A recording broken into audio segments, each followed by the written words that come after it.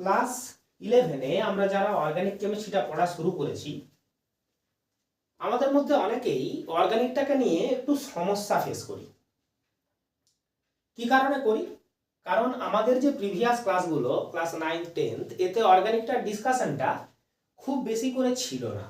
সিলেবাসে সুপারফিশিয়াল সামান্য একটু ডিসকাশন সেরে দেওয়া হয়েছে, তারপর ক্লাস 11-এ এসে আমরা একটা ব্রডার অর্গানিকের সিলেবাসের মধ্যে পড়ে গেছি, তাই একটু যেন হোঁচট খেতে হয়। তার মধ্যেও আমরা আইইউপিএসসি নোমেনক্লেচার পড়ে ফেলেছি, আইসোমারিজম অফ অর্গানিক কম্পাউন্ডস পড়ে ফেলেছি। এবার যখন আমরা রিয়াকশন মেকানিজমটার মধ্যে এন্টার করছি তখন মেকানিজমে ঢোকার আগে আমাদেরকে দুটো বিষয়ে যথেষ্ট দক্ষতা নিয়ে আসতে হয়, ভালোভাবে জেনে নিতে হয়। একটা আমাদের আজকের আলোচনার বিষয় অর্গানিক রিয়াকশন ইন্টারমিডিয়েটস, আর একটা stabilising factors of reaction intermediates. তো আগে আমরা রিয়াকশন ইন্টারমিডিয়েটদেরকে বুঝবো, অন্য কোনো ক্লাসে আমরা স্টেবিলাইজিং ফ্যাক্টরসটা বুঝবো। এই দুটো জিনিস ভালোভাবে শিখে যাওয়ার পর আমরা যদি মেকানিজমটায় যাই তাহলে মেকানিজম বুঝতে আমাদের খুবই সুবিধা হয়। আর মেকানিজম যদি ইন্টারেস্টিং না হয়, যদি আমরা মেকানিজমটা না বুঝে অর্গানিকটাকে শিখবো বলি, তাহলে অবশ্যই অর্গানিক কেমিস্ট্রি খুবই বোরিং হয়ে যায় আর আমরা সেটাকে অপছন্দের তালিকায় ফেলে দিই। সেই কারণে আমাদেরকে ইন্টারমিডিয়েটসদেরকে ভালোভাবে জানা খুব জরুরি। তো ইন্টারমিডিয়েটে আমরা পড়ে আসবো, আগে আমরা অর্গানিক রিয়াকশন বিষয়টাকে একটু জেনে নিই। রিয়াকশন কাকে বলে আমরা জানি, তাহলেও অর্গানিক রিয়াকশনে কিছু টার্মিনোলজি আছে, সেই বিষয়গুলোর জন্য আমরা রিয়াকশন কাকে বলে একটু ভালো করে জানি। রিয়াকশনের জন্য দরকার হয় সাবস্ট্রেট। সাবস্ট্রেট কি? যে রিয়াক্ট্যান্ট রিয়াকশন করবে তাকে বলছি সাবস্ট্রেট, অর্থাৎ রিয়াক্ট্যান্টদেরকেই সাবস্ট্রেট বলছি। সাবস্ট্রেট একটাও হতে পারে, একের বেশিও হতে পারে। সঙ্গে আমরা অ্যাড করি রিয়েজেন্ট।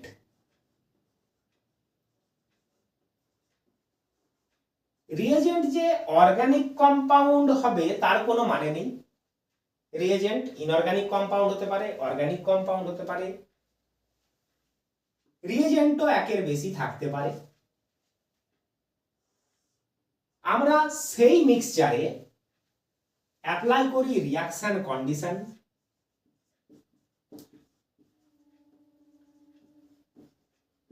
রিয়াকশন কন্ডিশন কি? Heat, pressure, catalyst etcetera. সব রিয়াকশনেই যে এই সব কয়টি কন্ডিশন একসঙ্গে দরকার হয় তা নয়, কিন্তু এদের মধ্যে কোনো এক বা একের বেশিকে রিয়াকশনগুলোতে প্রয়োজন পড়ে। একে আমরা বলি রিয়াকশন কন্ডিশন বা বিক্রিয়া শর্ত। আমরা পাই প্রোডাক্ট, যেটাকে বলছি বিক্রিয়াজাত পদার্থ, সেটাও এক বা একের বেশি হতে পারে। তাহলে এই হলো একটা রিয়াকশন। ইনঅর্গানিক রিয়াকশনের সাথে অর্গানিক রিয়াকশনের পার্থক্য এইটাই, ইনঅর্গানিকের বেশিরভাগ রিয়াকশনই আয়ন এক্সচেঞ্জ রিয়াকশন। সেখানে অ্যাকুয়াস মিডিয়ামে যদি আমরা কাজ করছি বা কোনো সলভেন্টের মধ্যে কাজ করছি, সেখানে বন্ড মেকিং বন্ড ব্রেকিং বিশেষ তেমন থাকে না, শুধুমাত্র আয়ন এক্সচেঞ্জ হয়। কিন্তু অর্গানিক কম্পাউন্ডগুলো কোভ্যালেন্ট। কোভ্যালেন্ট কম্পাউন্ড যখন রিয়াক্ট করে নতুন কোনো প্রোডাক্ট দেয়, তাতে সাবস্ট্রেটের এবং রিয়েজেন্টের কিছু বন্ড ব্রেক হয়, আবার নতুন করে কিছু কোভ্যালেন্ট বন্ড ফর্ম হয় যাতে আমরা প্রোডাক্ট পাই। এই কোভ্যালেন্ট বন্ড ফরমেশন বা কোভ্যালেন্ট বন্ডকে ভাঙা, এই দুটোতেই এনার্জি রিকোয়ারমেন্ট এবং রিয়াকশন কন্ডিশনসের রিকোয়ারমেন্ট, অন্যান্য যে কন্ডিশনগুলো আছে এগুলো একটু ক্রিটিক্যাল রোল প্লে করে, যে কারণে অর্গানিক রিয়াকশন একটু জটিল হয়ে যায়। ইনঅর্গানিক রিয়াকশনগুলোর মতো আয়নিক রিয়াকশনগুলোর মতো অত সিম্পল নয়। তো সাবস্ট্রেট থেকে আমরা এই যে প্রোডাক্টের দিকে যাচ্ছি, এর মাঝখানে সাবস্ট্রেট আর প্রোডাক্টের মাঝখানে একটা স্টেট থাকে যেটাকে আমরা বলি ট্রানজিশন স্টেট।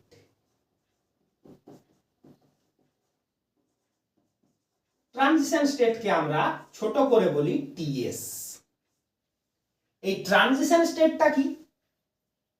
সাবস্ট্রেটের যখন কোনো বন্ড ব্রেকিং হচ্ছে, মানে যখন হচ্ছে, তখন অবস্থাটাকে বলছে ট্রানজিশন স্টেট।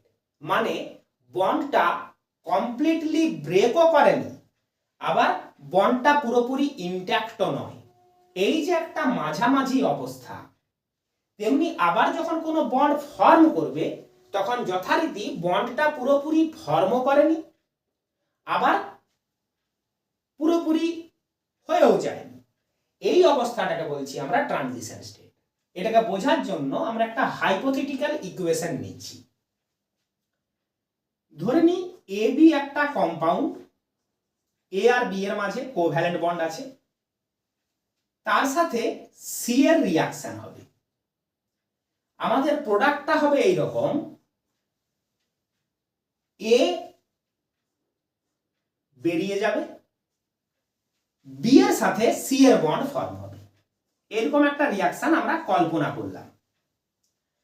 তো এই যে রিয়াকশনটা হচ্ছে, হওয়ার সময় মাঝামাঝি সময়ে যখন এ আর বি এর এই বন্ডটা কমপ্লিটলি ব্রেক করেনি, কিন্তু পুরো ইনট্যাক্টও নেই, পার্সিয়াল বন্ড, যেটাকে আমরা ডট দিয়ে বুঝিয়েছি, ডট লাইন দিয়ে। আবার বি এর সাথে সি এর বন্ডটাও কমপ্লিটলি ফর্ম করেনি। এই যে একটা অবস্থা, এটাকে আমরা বলি ট্রানজিশন স্টেট, যেটাকে অনেক সময় টেক্সট বুকে থার্ড ব্র্যাকেটে দিয়ে তোমরা এখানে একটা এই ধরনের সাইন দেখতে পাবে। এটাই ট্রানজিশন স্টেট। এটা যে কোনো bond making and bond breaking এর মাঝে আমরা সব সময় পাবো। এই ট্রানজিশন স্টেট একটা খুবই হাই এনার্জি স্টেট।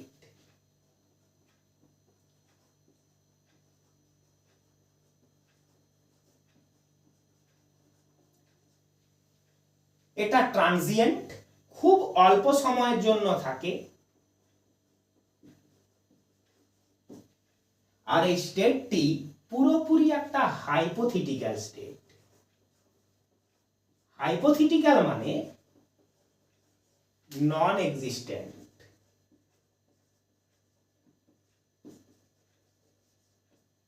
এর কোনো এক্সিস্টেন্স নেই। এটি আমাদের একটি কল্পনা।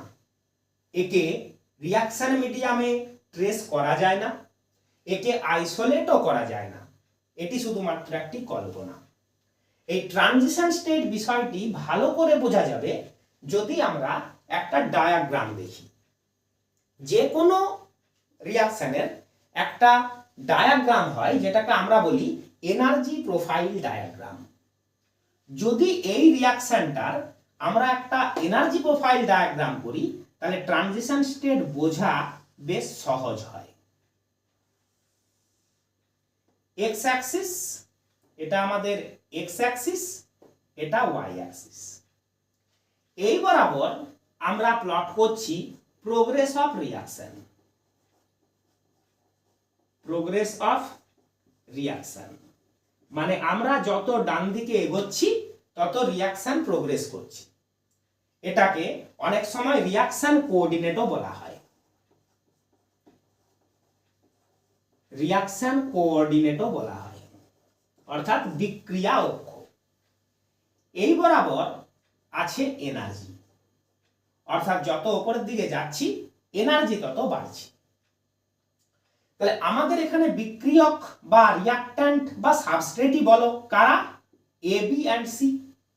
তাহলে এই যে সাবস্ট্রেট মলিকিউল গুলো, এদের একটা অ্যাভারেজ টোটাল এনার্জি আছে। সব সাবস্টেন্সেরই নিজের মধ্যে কিছুটা এনার্জি থাকে, তোমরা জানো। ধরে নিচ্ছি সেই এনার্জি লেভেলটা এইটা, মানে এই লেভেলে এ বি এন্ড সি এর অ্যাভারেজ এনার্জি।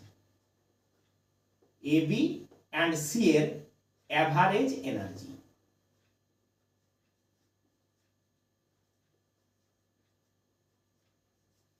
তেমনি আমাদের যে products, A and B plus C, তাদেরও কিছু একটা অ্যাভারেজ এনার্জি থাকবে।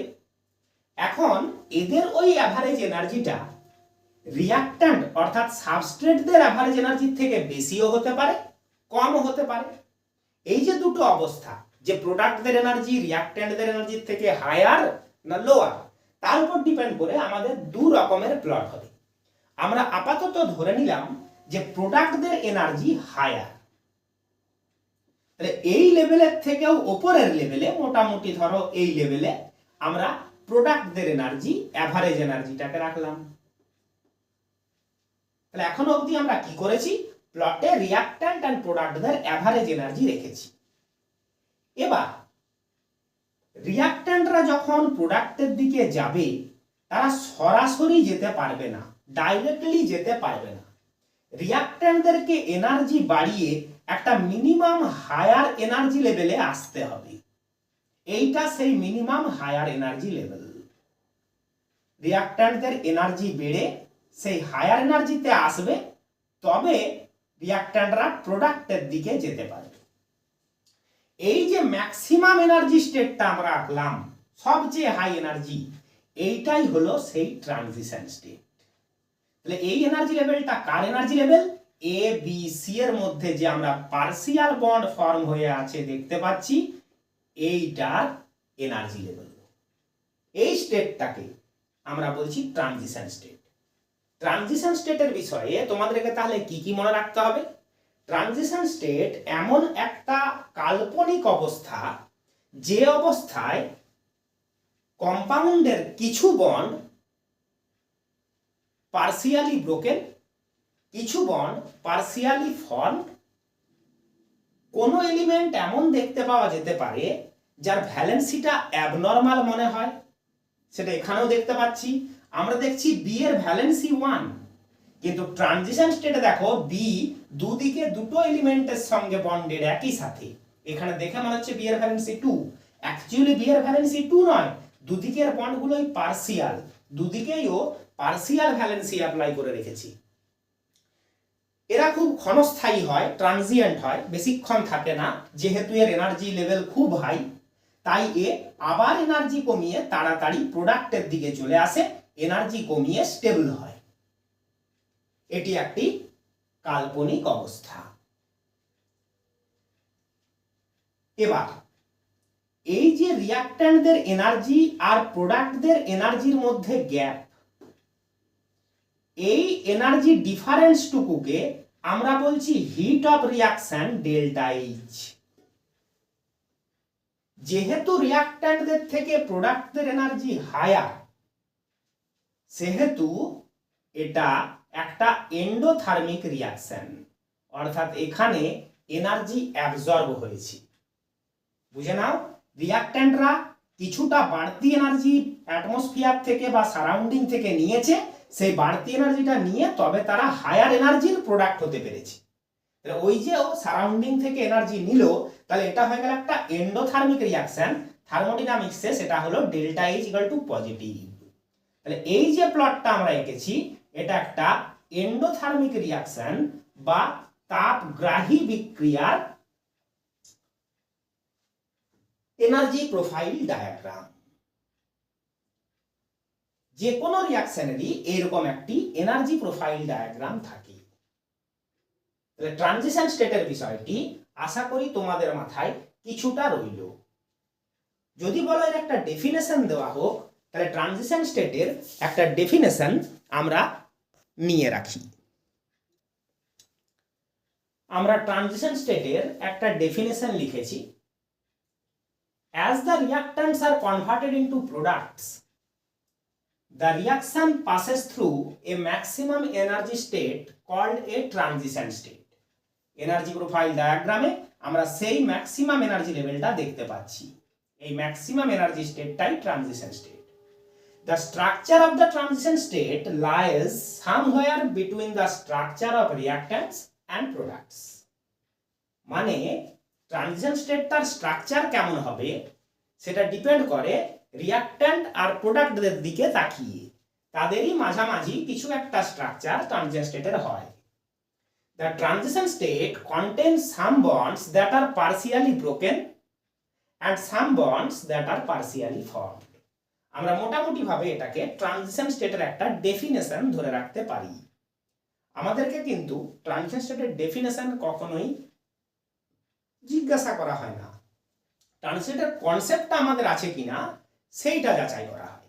তাহলে এক কথায় যখন তোমাকে জিজ্ঞাসা করা হবে ট্রানজিশন স্টেট কি, আমি আরো একবার বলে দিই, যখন অর্গানিক রিয়াকশনে কোনো বন্ড ব্রেক হয় আবার কোনো বন্ড ফর্ম হয় বা দুটো যদি একই সাথেও হচ্ছে, সেই প্রতিটি অবস্থাতেই একটা মাঝামাঝি হাই এনার্জি স্টেট কল্পনা করা হয়। সেটাতে বন্ড ফরমেশনও পুরোপুরি হয়নি বা বন্ড ক্লিভেজটাও পুরোপুরি হয়নি, পার্সিয়াল বন্ডস প্রেজেন্ট থাকে। এই যে কাল্পনিক একটা প্র্যাকটিক্যালি নন এক্সিস্ট্যান্ট ভেরি হাই এনার্জি স্টেট, এটাকেই আমরা বলবো ট্রানজিশন স্টেট। ট্রানজিশন স্টেট সব ধরনের বন্ড ব্রেকিং এবং বন্ড ব্রেকিং এর মাঝে আমাদের মনে করে নিতে হবে। তাহলে এই ডেফিনেশনটা তোমরা ট্রানজিশন ডেফিনেশন হিসাবে মনে রাখতে পারো।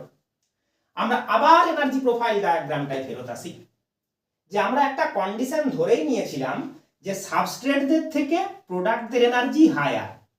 সেই অবস্থায় সাবস্ট্রেটরা সারাউন্ডিং থেকে এনার্জি অ্যাবজর্ব করবে।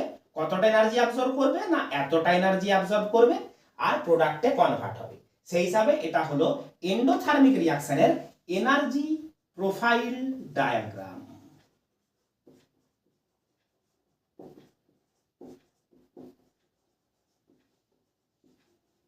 এবার যদি প্রোডাক্টের এনার্জি রিয়াক্ট্যান্টদের থেকে লোয়ার হতো, তাহলে আমরা সেই কন্ডিশনটা একবার দেখে নিই, যে আমাদের রিয়াক্ট্যান্টদের যা অ্যাভারেজ এনার্জি তার থেকে প্রোডাক্টদের এনার্জি লোয়ার। এইটাকে আমরা ধরে নিচ্ছি প্রোডাক্টদের অ্যাভারেজ এনার্জি লেভেল। প্রোডাক্ট কারা ছিল? এ অ্যান্ড বিসি। যে রিয়াকশনটা আমরা এখানে লিখেছিলাম তোমরা একটু আগে বোর্ডে দেখছিলে। তো তাহলে রিয়াক্ট্যান্টরা তাদের এনার্জি এই অ্যামাউন্ট কমিয়ে তবে প্রোডাক্ট হয়েছে।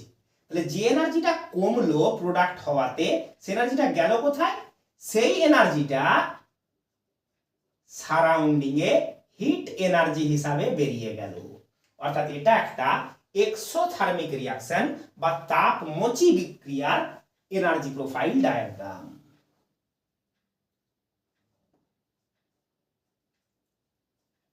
এটা হয়ে গেল একটা এক্সোথার্মিক রিয়াকশনের এনার্জি প্রোফাইল ডায়াগ্রাম। তোমরা বলবে স্যার যদি রিয়াকশন মাল্টি স্টেপ হয়, একবারেই যদি রিয়াকশনটা না হয়, মাল্টি স্টেপ হলে এনার্জি প্রোফাইল ডায়াগ্রাম কেমন দেখতে হবে? সেটা আমরা আমাদের ডিসকাশনের প্রোগ্রেসের সঙ্গে সঙ্গেই পাবো। তখন আমরা আবার মাল্টি স্টেপ রিয়াকশনের জন্য এনার্জি প্রোফাইল ডায়াগ্রামটা ড্র করব। তাহলে ট্রানজিশন স্টেট জিনিসটা জানা হলো। এবার যদি রিয়াকশন বুঝতে হয়, রিয়াকশন মানেই হলো bond breaking and further bond making. তাহলে আগে আমরা দেখি বন্ড ব্রেকিং জিনিসটা কিভাবে হয় বা বন্ড ব্রেকিং কত রকমের হয়। এটাকে আমরা ধীরে ধীরে ক্লিয়ার করছি।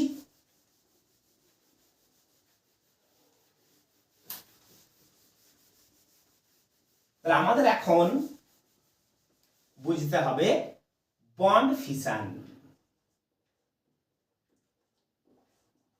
যেটাকে আমরা বাংলায় বলছি বন্ধন বিভাজন। বন্ধন বিভাজন বা বন্ড ফিশন দু রকমের হয়। একটাকে আমরা বলি হোমোলাইটিক বন্ড ফিশন,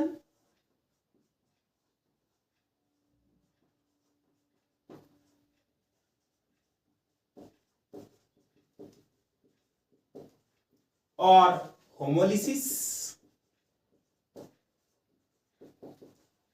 আরেকটাকে আমরা বলি হেটেরোলাইটিক বন্ড ফিশন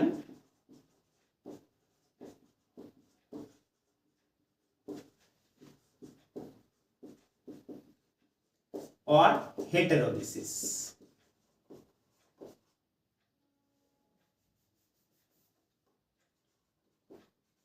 এই দুটো বিষয়কেই আমরা একের পর এক বুঝি। কোভ্যালেন্ট বন্ড যেভাবে ফর্ম করে যদি ঠিক তার উল্টো ভাবে ব্রেক করে তখনই সেটাকে আমরা হোমোলিসিস বলি। আমাদের প্রথমে আলোচনা হোমোলিসিস। ধরে নিচ্ছি একটা ডাইঅ্যাটমিক মলিকিউল এ বি, যেখানে এ আর বি এর মধ্যে একটা কোভ্যালেন্ট বন্ড আছে। বন্ডটা যখন ফর্ম করেছিল ইলেকট্রন শেয়ারিং এর মাধ্যমে, তখন এ এন্ড বি এর অক্টেট বা ডুপ্লেট ফুলফিল করার জন্য এ একটা ইলেকট্রন রেখেছিল, বি একটা ইলেকট্রন রেখেছিল, দুজনে ওটাকে শেয়ার করেছিল। যদি অরবিটাল পিকচার দিয়ে দেখবো ভাবি, তাহলে এটা এ এর অরবিটাল, তার সঙ্গে শেয়ার হয়ে আছে বি এর একটা অরবিটাল, সেখানে এ একটা ইলেকট্রন রেখেছে, বি একটা ইলেকট্রন রেখেছে। তাহলে এই বন্ডটার এটা হলো অরবিটাল পিকচার। বন্ডটা যদি এমন ভাবে ব্রেক করে যে এ যে ইলেকট্রনটা রেখেছিল সেটা এ পেল, বি যে ইলেকট্রনটা রেখেছিল সেটা বি পেল, নিজের নিজের ইলেকট্রন নিয়ে সরে গেল, তাহলে যে জিনিসটা তৈরি হচ্ছে সেটা হলো এ এন্ড বি, যেখানে এটা এ এর ইলেকট্রনটা, এটা বি এর ইলেকট্রনটা। এবার আমরা তো বলেইছি বন্ড ব্রেকিং মেকিং এর মাঝে ট্রানজিশন স্টেট থাকবে, সেই হিসাবে আমাদের এখানে একটা ট্রানজিশন স্টেটও কল্পনা করে রাখা উচিত।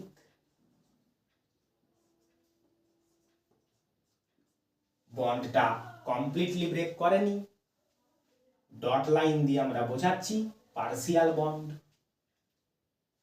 মনে করে নিলাম শুধুমাত্র, একে এখানে রাখার প্রয়োজন নেই, আমরা শুধু প্রোডাক্ট গুলোকে দেখলেই চলবে।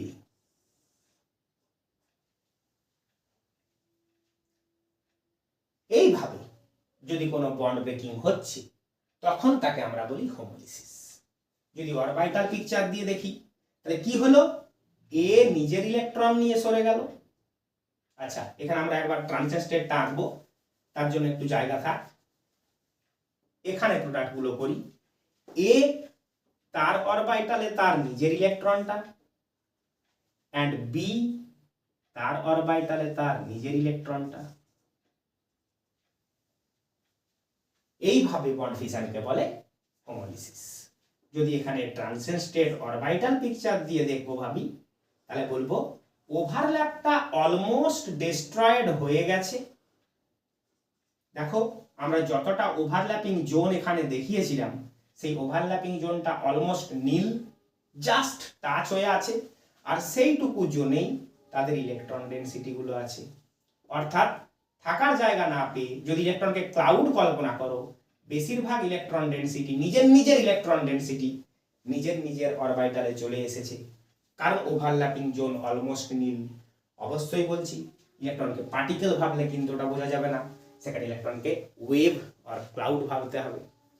এইটা হলো আমাদের ট্রানজিশন স্টেট, আর এই হলো আমাদের products.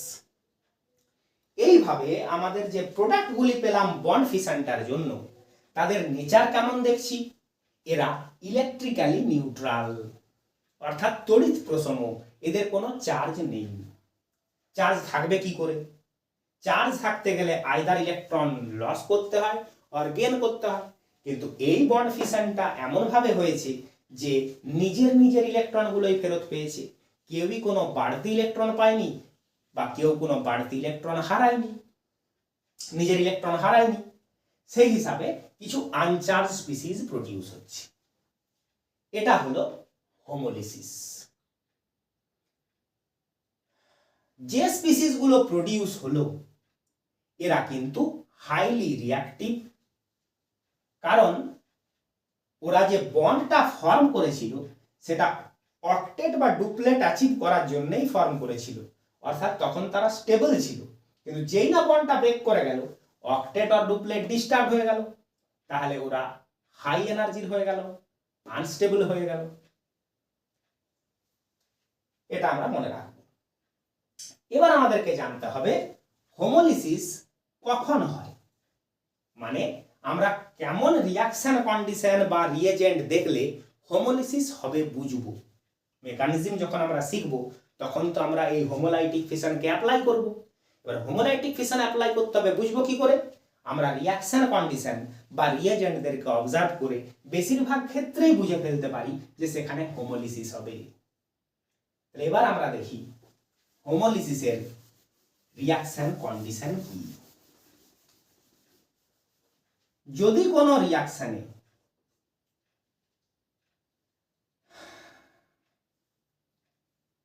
High energy light source use হয়,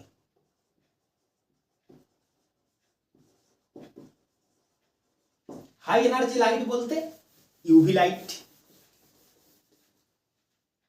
আল্ট্রাভায়োলেট লাইট। আমরা জানি আল্ট্রাভায়োলেট লাইটের ওয়েভলেন্থ খুবই কম, আর ওয়েভলেন্থ যত কম হয় এনার্জি তত বেশি হয়। তাহলে হাই এনার্জি লাইট সোর্স যদি থাকে যেমন ইউভি লাইট, তাহলে আমরা বুঝবো হোমোলিসিস হয়। হাই এনার্জি লাইট সোর্স সবচেয়ে চিপ লাইট সোর্স যেটা আছে ইউভি লাইটের, সেটা হলো সানলাইট। কারণ সানলাইটে UV light, visible light, infrared light সব ধরনের লাইটই প্রেজেন্ট থাকে। তাদের মধ্যে যেটা ইউভি লাইট যেটুকু থাকে সেটাকে আমরা রিয়াকশনে কাজে লাগাই। সেই হিসাবে সানলাইট একটা সোর্স অফ ইউভি লাইট। আবার বলে দিই, সানলাইটের পুরোটাই ইউভি লাইট নয়, সানলাইটে সামান্য একটু পরিমাণে ইউভি লাইট, বেশিরভাগ ভিজিবল অ্যান্ড ইনফ্রারেড লাইট থাকে। যেটুকু ইউভি লাইট থাকে সেটাকেই আমরা কাজে লাগাই। তাহলে হাই এনার্জি লাইট সোর্স দেখলে আমরা বলবো হোমোলিসিস বন্ডের হতে পারে। আরেকটা কন্ডিশন হচ্ছে হাই টেম্পারেচার।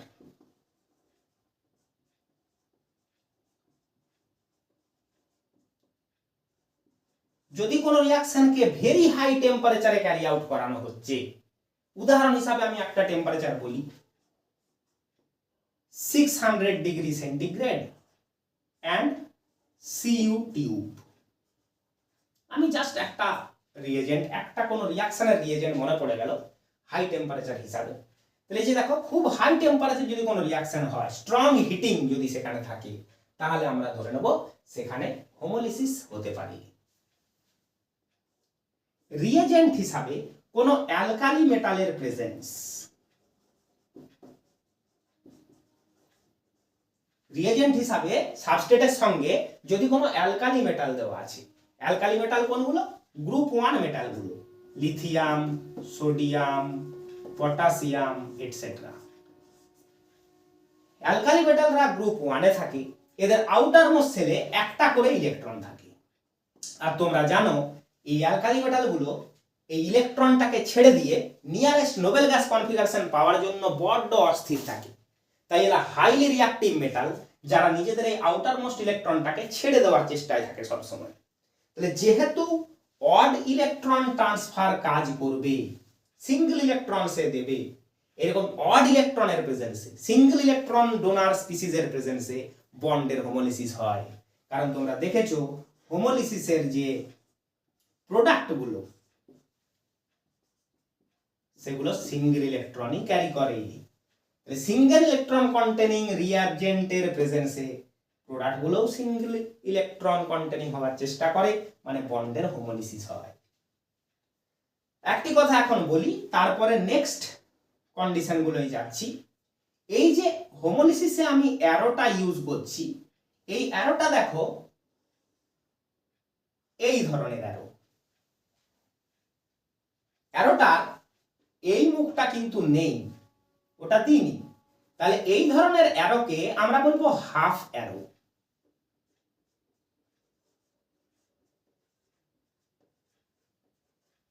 যারা তোমরা মাছ ধরার বড়শি দেখেছো তারা দেখবে বড়শিটা এই রকম দেখতে। তাহলে যদি আমরা বড়শির এই জায়গাটাকে মুছে দিই, ওপরটাকে, তাহলে এই অ্যারোটার সাথে এর খুব মিল আছে। তার জন্য এই রকম নোটেশনকে, এরকম অ্যারোকে ফিশ হুক নোটেশনও বলা হয়।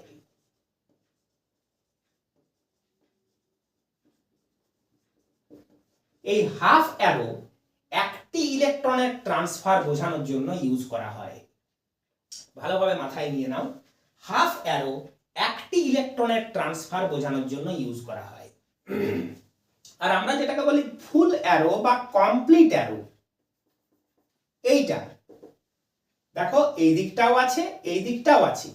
যদি কমপ্লিট অ্যারো দেখানো হয় কোথাও, তাহলে 2 ইলেকট্রন ট্রান্সফার সেখানে বোঝানো হয়। এটা 2 ইলেকট্রন ট্রান্সফার বোঝানো হয়। এটা দিয়ে 1 ইলেকট্রন ট্রান্সফার বোঝানো হয়। ট্রান্সফারটা কেমন ভাবে বোঝাবে? ইলেকট্রন যেদিকে যাবে অ্যারোর মুখ সেই দিকে থাকবে, অ্যারো সেই দিকেই পয়েন্ট করবে যেদিকে ইলেকট্রন যাচ্ছে। এই দুটো নোটেশনকে আমরা মনে রাখবো। তাহলে যেহেতু হোমোলিসিসে একটা করে ইলেকট্রনেরই ট্রান্সফার হয়, এ এর ইলেকট্রন এ এর কাছে ট্রান্সফার হয়, বি এর ইলেকট্রন বি এর কাছে ট্রান্সফার হয়, তাই হোমোলিসিসে সব সময় ফিসহুক নোটেশন দিয়েই ইলেকট্রন ট্রান্সফার দেখানো হয়। তাহলে একটা হলো অ্যালকালি মেটালস। তিনটে কন্ডিশন আমরা এখন অবধি পেলাম, যা আমাদেরকে বুঝতে সাহায্য করবে যে বন্ডের হোমোলিসিস হতে পারে। নেক্সট, যদি ইলেকট্রোলিসিস করা হচ্ছে, ইলেকট্রোলিসিসে সিঙ্গেল ইলেকট্রন ট্রান্সফার হতে পারে। উদাহরণ দিই, ধরো একটা ইনঅর্গানিক এক্সাম্পল দিই, একটা Cl মাইনাস আয়ন অ্যানোডে গেছে। কোথায় গেছে? অ্যানোডে গেছে। অ্যানোডে গিয়ে Cl মাইনাস একটি ইলেকট্রন ছেড়ে দিয়ে Cl অ্যাটমে কনভার্ট হয়। তাহলে দেখো সিঙ্গেল ইলেকট্রন ট্রান্সফার হয়। যদি বলো ডটওয়ালা স্পিসিস কই তৈরি হলো, ডটওয়ালা স্পিসিসই তৈরি হলো। Cl মাইনাস কি জিনিস? Cl মাইনাস মানে Cl এর 7টা ইলেকট্রন আর মাইনাস চার্জের জন্য একটা এক্সট্রা ইলেকট্রন। তাহলে octet complete, octet complete. Cl এর আউটারমোস্ট সেলে 7টা ইলেকট্রন থাকে কারণ সে হ্যালোজেন, তার সঙ্গে আরেকটা ইলেকট্রন এক্সট্রা, তবেই তো সে মাইনাস। যদি একটা ইলেকট্রন ছেড়ে দেয় তাহলে দেখো ওর 7টা ইলেকট্রন হয়ে গেল। এই অড ইলেকট্রন স্পিসিস যে তৈরি হলো। যদি বলো অর্গানিক এক্সাম্পল দেখবো, তাহলে আমি একটা এক্সাম্পল দেখাতে পারি, কিন্তু সেটা হতে পারে তোমাদের এখনই হজম হলো না, কারণ আমরা তো আর মেকানিজম করছি না, আমরা মেকানিজমের অনেকটা আগের স্টেপে বসে আছি। যদি বলো একটা মেকানিজম করি, কার্বক্সিলিক অ্যাসিড, তোমরা শিখে গেছো বন্ড COOH একটা কার্বক্সিলিক অ্যাসিড, আমি একটা জেনারেল অ্যালকাইল গ্রুপ নিয়েছি আর একে দিলাম NaOH। কি হবে? অ্যাসিড বেস রিঅ্যাকশন হবে। কেমন ভাবে হবে? এখানে বলে রাখি, অক্সিজেনের দুটো ভ্যালেন্সি আর দুটো লোন পেয়ার হয়, তবে তুমি অক্সিজেনের অক্টেটটা দেখতে পাবে 2 2 4 2 6 2 8। কি হবে?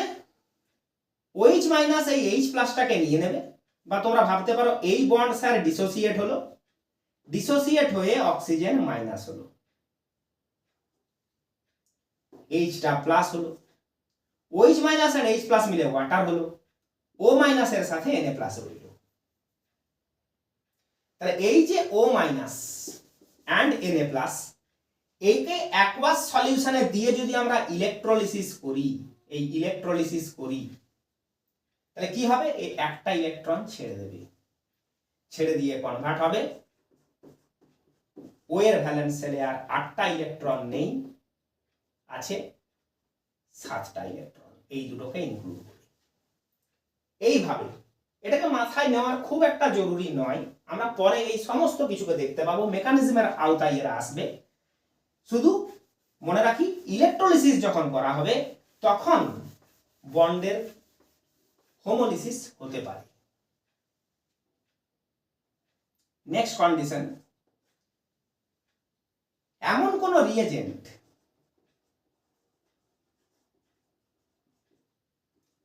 that produces a free radical in the reaction media.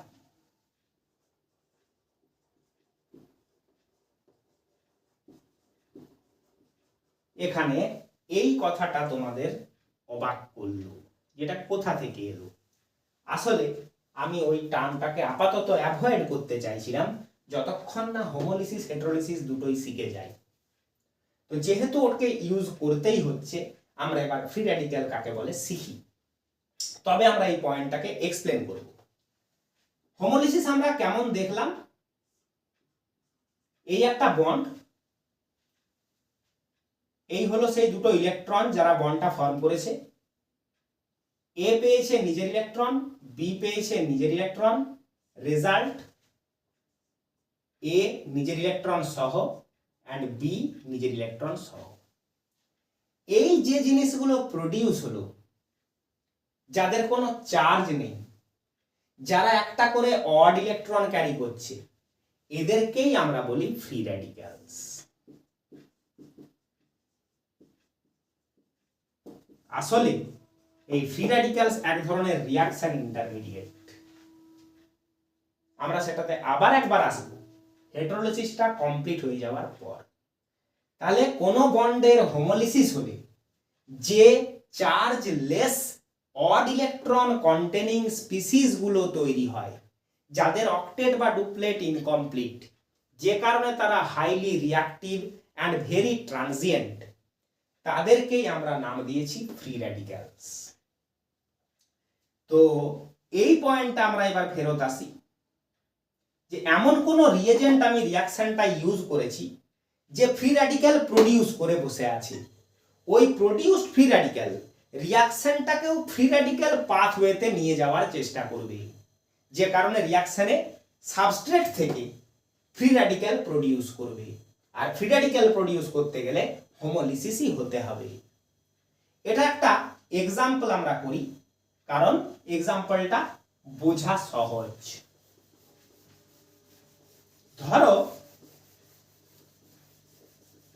ধরার কিছু নেই, এই যে বন্ড ও বন্ড ও বন্ড, এটা একটা গ্রুপ, বন্ড ও বন্ড ও বন্ড।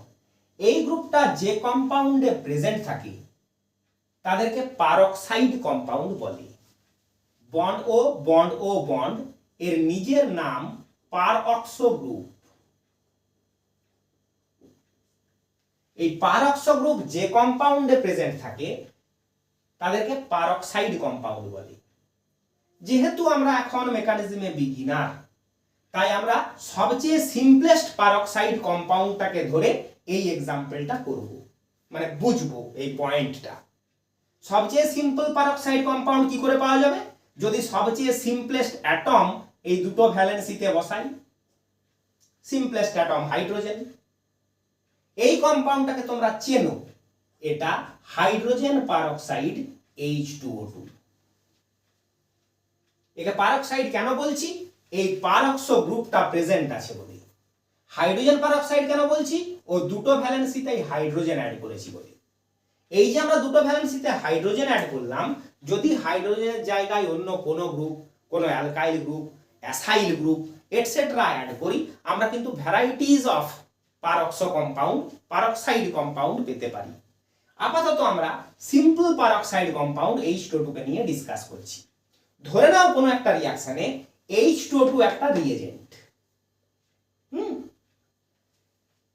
এই পারক্সো গ্রুপের একটি সমস্যা আছে। সমস্যাটা কি? অক্সিজেনের দুটো ভ্যালেন্সি হয় আর দুটো করে লোন পেয়ার হয়, তবেই তো অক্টেট কমপ্লিট হয়। অক্সিজেন যেহেতু সেকেন্ড পিরিয়ডের এলিমেন্ট, তাও আবার ডান দিকের অনেকটা, তাই অক্সিজেনের সাইজটা বেশ ছোট। ছোট এলিমেন্টদের মধ্যে হওয়া বন্ড লেন্থও হয় অল্প, বন্ডটাও হয় ছোট। তাই বন্ড লেন্থটা স্মল, তাই এর লোন পেয়ারের সাথে এর লোন পেয়ারের একটা ইলেকট্রোস্ট্যাটিক রিপালশন কাজ করে।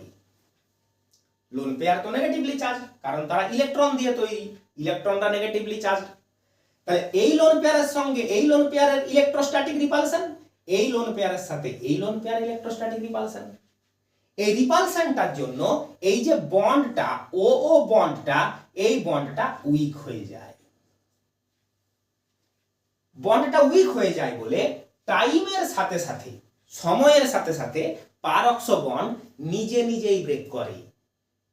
পারক্সাইড কম্পাউন্ড গুলো আনস্টেবল হয়, নিজে নিজেই পারক্সো বন্ডটা ব্রেক করে।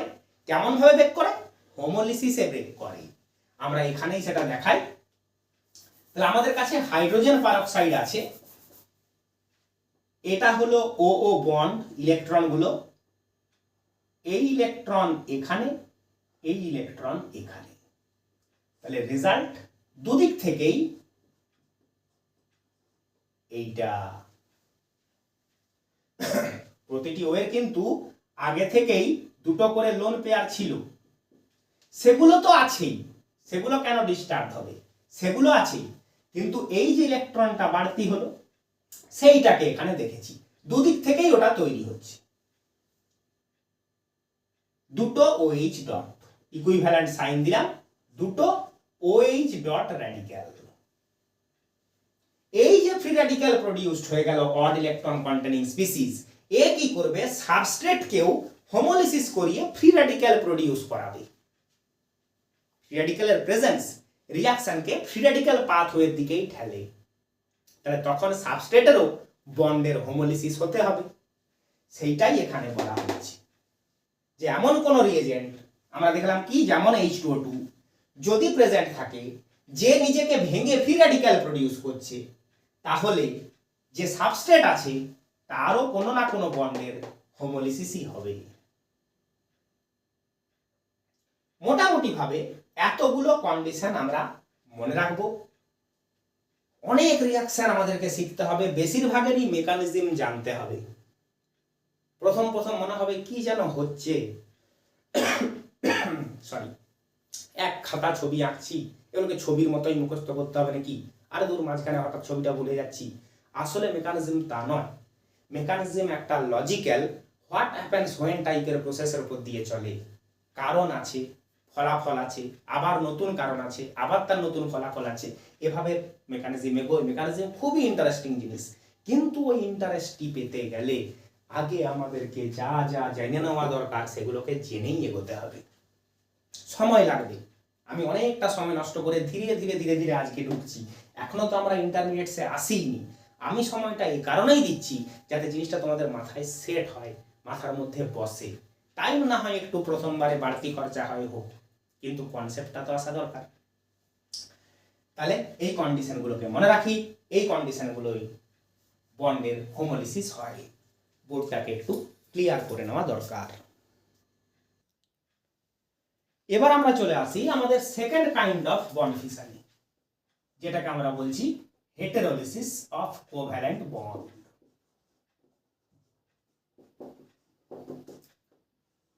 এর জন্য আমরা যথারীতি আবার একটা মলিকিউল ধরি, ডাইঅ্যাটমিক মলিকিউল ধরি সিম্পলিসিটির জন্য, AB।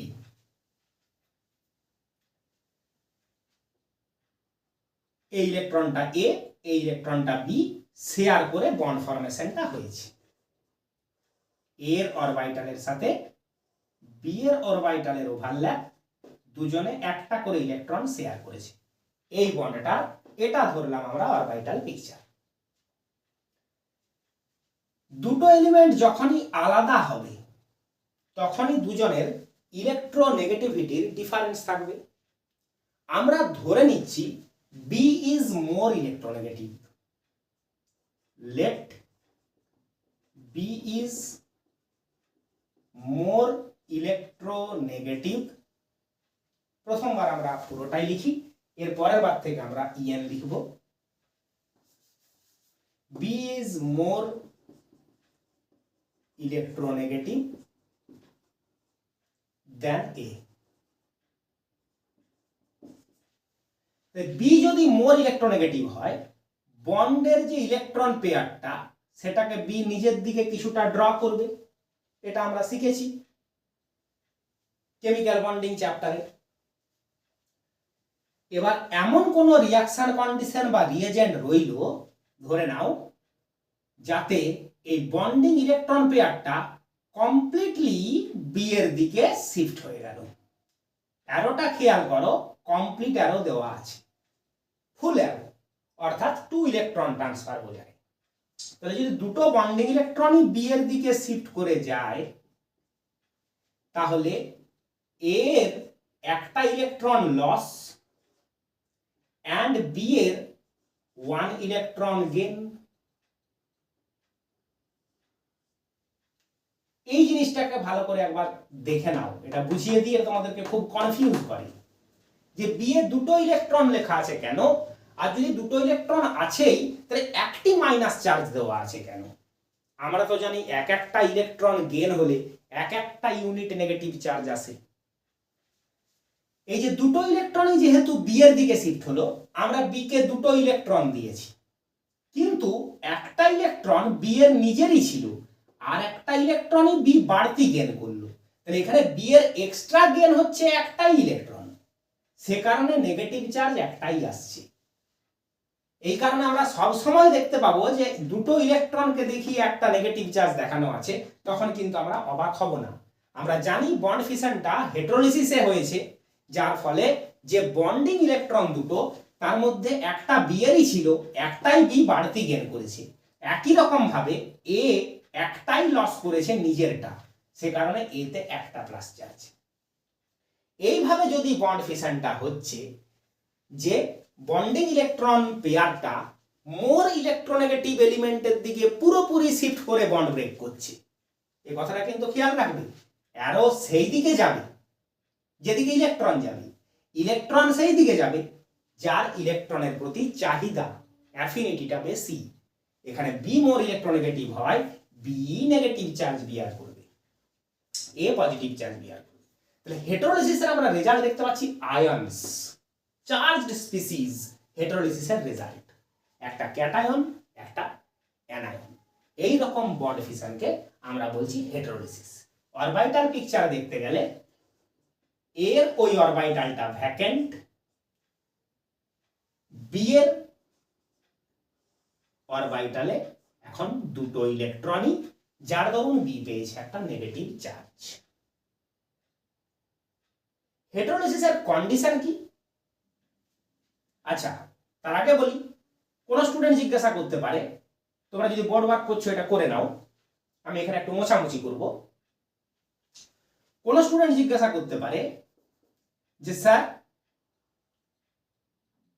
বন্ডটা এর দিকে শিফট হতে পারে না? বন্ডিং ইলেকট্রনগুলো পারে, তখনই পারে যদি এ মোর ইলেকট্রোনেগেটিভ হয় বি এর থেকে। সেই কন্ডিশনে এর গেইন, তাহলে এ হচ্ছে নেগেটিভলি চার্জড, বি এর লস, বি হচ্ছে পজিটিভলি চার্জড। তখন অ্যারো কোন দিকে যাবে? যে ইলেকট্রন নিচ্ছে, যে মোর ইলেকট্রোনেগেটিভ, তার দিকে যাবে। রেজাল্ট এইটা, যে মোর ইলেকট্রোনেগেটিভ বন্ডিং ইলেকট্রনগুলো তার দিকেই শিফট হবে। এখন কন্ডিশন ব্যাপার হচ্ছে হেটেরোলিসিসের কন্ডিশন কি? হেটেরোলিসিসের কন্ডিশন হচ্ছে এমন কোন রিএজেন্ট যে রিএজেন্ট আয়ন প্রডিউস করে।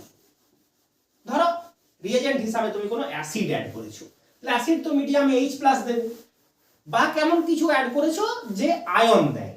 তাহলে যদি আয়ন প্রডিউস হয় রিএজেন্ট থেকে, মিডিয়ামে যদি আয়ন প্রেজেন্ট থাকে, তাহলে সাবস্ট্রেটকেও সে আয়নাইজ করিয়ে আয়ন প্রডিউস করারই চেষ্টা করবে। আর আমরা দেখলাম হেটেরোলিসিসে সব সময় আয়নস প্রডিউসড হয়, একটা পজিটিভলি চার্জড আয়ন, একটা নেগেটিভলি চার্জড আয়ন। এই হলো আমাদের two types of bond fission, homolysis and heterolysis. তাহলে আমরা কি কি জানলাম?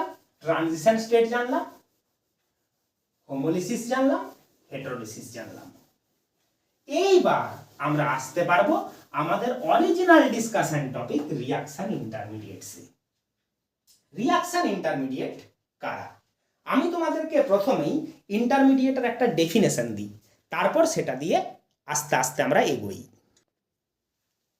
এ মাল্টিস্টেপ রিঅ্যাকশন, যখন একটা রিঅ্যাকশনে একের বেশি স্টেপ ইনভলভ হয়,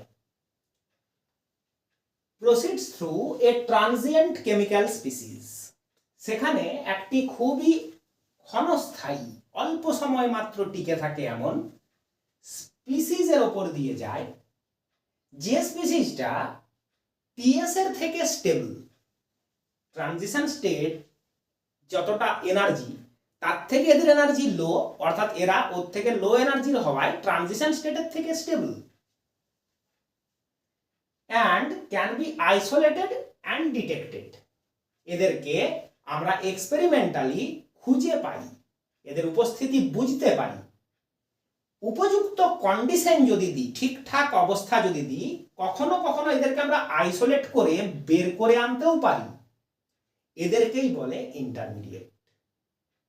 মনে রাখো, আইসোলেটেড মানে তাকে যে আমি প্রিজার্ভ করতে পারবো, সে যে একটা কম্পাউন্ডের মতো স্টেবল তা নয়, সে কিন্তু আনস্টেবল অফকোর্স, কিন্তু তাকে ডিটেক্ট করার মতো টাইম আমরা পাই আইসোলেশনের পর, কিছুক্ষণ অন্তত তাকে টিকিয়ে রাখতে পারি। এদেরকে বলছি রিয়াকশন ইন্টারমিডিয়েট।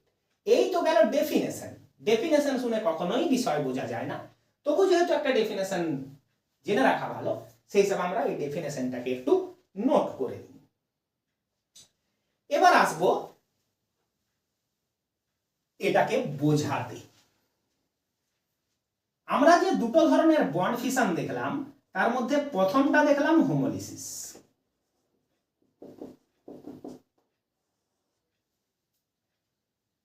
এবার আমরা একটা অর্গানিক কম্পাউন্ডের হোমোলিসিস করে দেখি। সোজা কথা, হোমোলিসিসের এতক্ষণে আমরা একটা প্র্যাকটিক্যাল এক্সাম্পলে আসছি। ধীরে সুস্থে এগোনো যাক। আমরা ধরে নিচ্ছি মিথেন মলিকিউল। তাহলে কার্বনের আউটারমোস্ট সেলে 4টে ইলেকট্রন থাকে। এই 4টে ইলেকট্রন 4টে হাইড্রোজেনের একটা করে ইলেকট্রনের সঙ্গে শেয়ার হয়েছে, আমরা পেয়েছি মিথেন মলিকিউল। এটা আমাদের Luis dot structure class 10th এর কনসেপ্ট। তাহলে কার্বনের আউটারমোস্ট সেলে কটা ইলেকট্রন? না, কার্বনের আউটারমোস্ট সেলে সব কয়টা ইলেকট্রন? 8টা। আর প্রতিটি হাইড্রোজেনের আউটারমোস্ট সেলে কটা করে ইলেকট্রন? না, প্রতিটি হাইড্রোজেনের এতগুলো করে ইলেকট্রন, মানে দুটো। তাহলে মিথেন একটা স্টেবল কম্পাউন্ড। কেন? এখানে কার্বনের অক্টেট কমপ্লিট, হাইড্রোজেনের ডুপ্লেট কমপ্লিট, তাই। এবার ভাবো, কোনো একটা সিএইচ বন্ডের হোমোলিসিস হলো। হোমোলিসিস মানে সি নিজের ইলেকট্রনটা নিল, এইচ নিজের ইলেকট্রনটা নিল। তাহলে রেজাল্ট কি হলো? রেজাল্ট হলো এই যে 3টে বন্ড, এগুলো ইনট্যাক্ট আছে, কিন্তু এই সিএইচ বন্ডটা ভেঙে গেছে। কার্বন একটা ইলেকট্রন পেয়েছে, হাইড্রোজেন একটা ইলেকট্রন পেয়েছে। এই হোমোলিসিসের এই যে রেজাল্ট হলো, যেখানে দুজনেরই অড ইলেকট্রন প্রেজেন্ট হলো, এই জিনিসগুলোকে, এই চার্জলেস স্পিসিস গুলোকে, এই স্পিসিস কথাটা খেয়াল করো, এদেরকে আমরা বলছি ইন্টারমিডিয়েট। এদেরকে স্পিসিস কেন বলছি? এরা কম্পাউন্ডের মতো স্টেবল নয়। কেন নয়? পরিষ্কার বুঝতে পারছো। এখানে কার্বন ভ্যালেন্স শেলে ইলেকট্রন কয়টা? কার্বনের ভ্যালেন্স শেলে ইলেকট্রন 7টা, 6 and 1 7। তাহলে অক্টেট ইনকমপ্লিট। হাইড্রোজেনের ভ্যালেন্স ইলেকট্রন কয়টা? একটা, তারপরে ডুপ্লেট ইনকমপ্লিট। তাহলে এদের স্টেবল হওয়ার কোনো প্রশ্নই নেই। এরা আনস্টেবল, কম্পাউন্ডের মতো স্টেবল নয়, তাই এদেরকে স্পিসিস বলা হচ্ছে। তাহলে এরা করবে কি?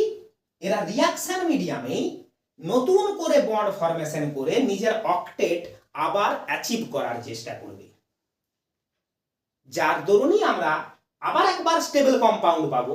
যেমন স্টেবল কম্পাউন্ড আগে ছিল, আবার একবার স্টেবল কম্পাউন্ড পাবো যেখানে সবারই অক্টেট, ডুপ্লেট এটসেট্রা কমপ্লিট থাকবে। তাহলে এরা কি হলো? রিয়াকশনের মাঝখানে জন্মালো, আবার রিয়াকশনের মাঝখানে এরা ডিস্ট্রয়ও হয়ে যাবে। আমরা এদেরকে পাবো না, যদিও এরা প্র্যাকটিক্যালি কিন্তু এক্সিস্ট্যান্ট, এরা জন্মেছিল। এই যে চার্জলেস অড ইলেকট্রন কন্টেনিং স্পিসিস গুলো, এদেরকে আমরা বলছি ফ্রি র্যাডিক্যালস। কার্বন যদি ফ্রি র্যাডিক্যাল ক্যারি করছে, সেটাই আমাদের ইন্টারেস্টের বিষয়, কারণ আমরা অর্গানিক ইন্টারমিডিয়েট গুলো পড়ছি। তো এটা একটা পলি অ্যাটমিক র্যাডিক্যাল। আর যদি কোনো র্যাডিক্যাল মনো অ্যাটমিক র্যাডিক্যাল হয়, একটাই অ্যাটম যে ডট ক্যারি করছে, সেটা আসলে একটা ফ্রি অ্যাটম ছাড়া আর কিছুই নয়। সেটা এইচ ডট হোক, ও ডট হোক, সিএল ডট হোক, এরকম যে কোনো একটা সিঙ্গেল অ্যাটম যদি অড ইলেকট্রন ক্যারি করছে সেটা আসলে একটা ফ্রি অ্যাটম। এই যে এইচ এর একটা ইলেকট্রন দেখছো, আমরা তো এইচ এর একটা ইলেকট্রনই জানি, আমরা কনফিগারেশন লিখি 1s1, তাহলে ওটা তো অ্যাটম। রিঅ্যাকশনের মাঝে যখন এই রকম কোনো মনো অ্যাটমিক ফ্রি র্যাডিক্যাল প্রডিউস হয়, তোমরা এটাকে ক্লাস 9th 10th বলতে nascent atom, nascent hydrogen, nascent oxygen, nascent chlorine. তোমরা বলতে এরা খুব হাইলি রিঅ্যাক্টিভ হয়। রিঅ্যাক্টিভ হওয়ার কারণও এখন তোমরা বুঝতে পারছো, এদের অক্টেট ইনকমপ্লিট হয়। তাহলে এই যেটা হলো, এটাকে আমরা বলছি একটা অ্যালকাইল ফ্রি র্যাডিক্যাল।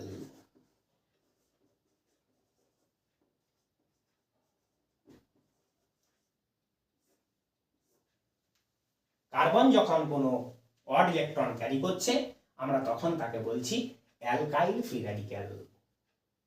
যদি ওর হোমোলোজিসটা হলো কেন, আমরা যে কন্ডিশনগুলো দেখেছিলাম তার একটা ধরে নিতে পারি। ধরে নাও এখানে ইউভি লাইট প্রেজেন্ট আছে।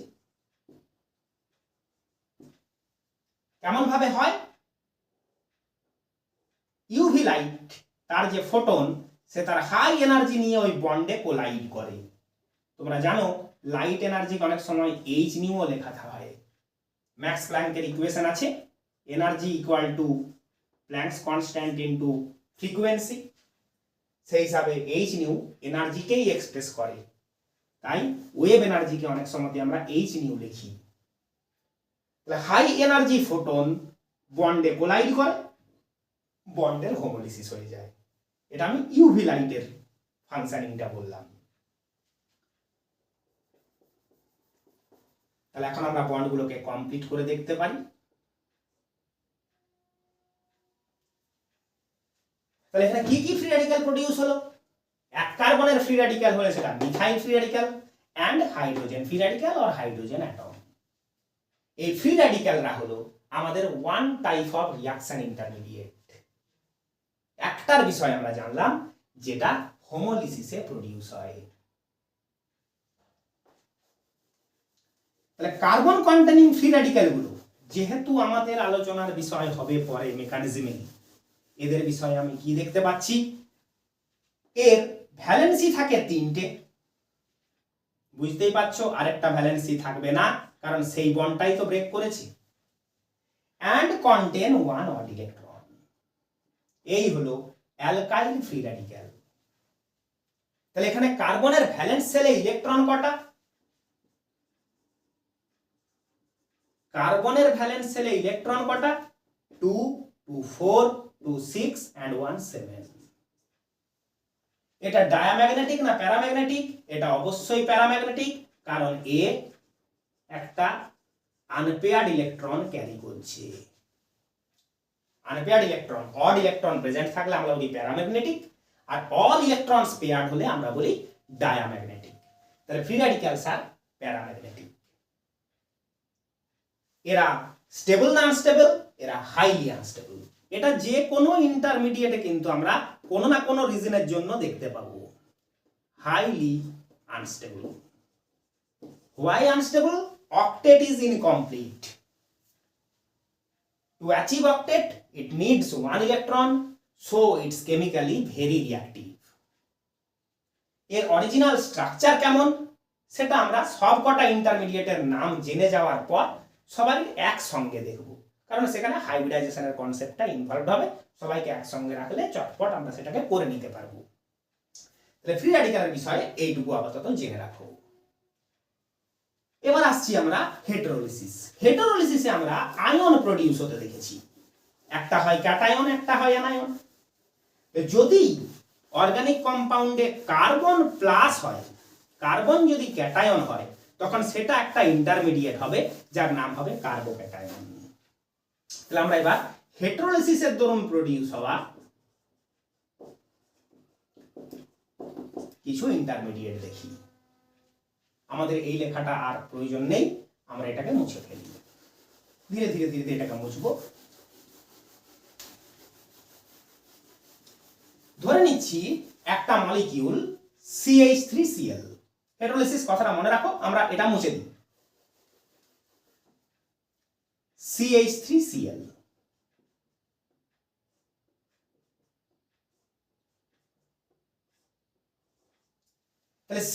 বন্ডটাই খেয়াল করো, Cl is more electronegative than carbon. তাহলে যদি কোনো reaction condition, suitable condition apply করাতে এই বন্ডটার হেটেরোলিসিস হয়, হেটেরোলিসিস দেখালাম, কমপ্লিট অ্যারো দেখানো আছে, ফুল অ্যারো, তাহলে কি হলো, কার্বনের 3টে বন্ড ইনট্যাক্ট,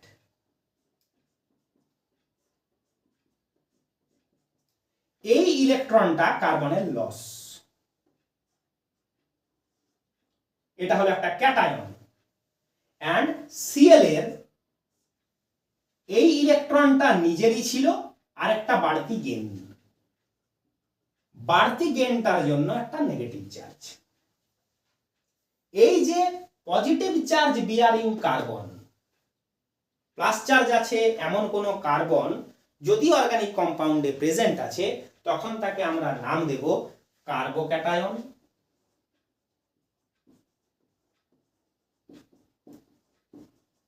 আর कार्बेनियम आयन और कार्बोनियम आयन।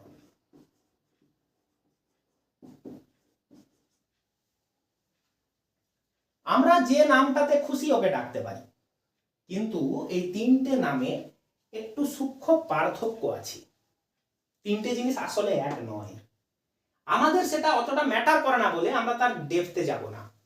তোমরা যদি এই তিনটে নাম নিয়ে গুগল সার্চ করো, গুগলকে জিজ্ঞাসা করো what is the difference between carbocation, carbenium ion and carbonium ion, Google কিন্তু তোমাদেরকে তার আনসার দিয়ে দেবে। আপাতত আমরা এই তিনটে টার্মকে সিনোনিমাস ধরব। এইটা হলো আরেকটা ধরনের রিঅ্যাকশন ইন্টারমিডিয়েট। লিখে কেমন দেখছি, ফ্রি র্যাডিক্যালের মতোই এখানেও কার্বনের ভ্যালেন্সি 3, কিন্তু একটা পজিটিভ চার্জ। ফ্রি র্যাডিক্যালে একটা অড ইলেকট্রন ছিল, এখানে সেটা নয়। তাহলে এখানে কার্বনের ভ্যালেন্সের ইলেকট্রন কটা, কার্বনের ভ্যালেন্সের ইলেকট্রন 6 not 7, বিয়াস 1 পজিটিভ চার্জ।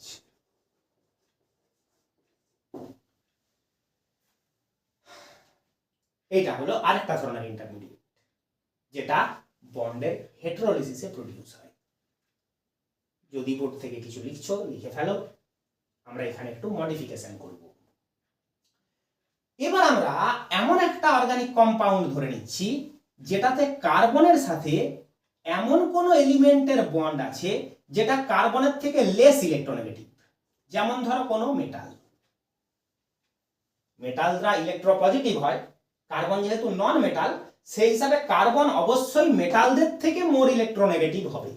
মেটালটাকে যদি একটা প্র্যাকটিক্যাল মেটাল ধরুন, তাহলে যে মনোভ্যালেন্ট দিয়েছিলাম সেই হিসাবে আমি গ্রুপ 1 এর কোনো মেটাল ধরে নিচ্ছি, মনোভ্যালেন্ট মেটাল, ধরো লিথিয়াম ধরলাম।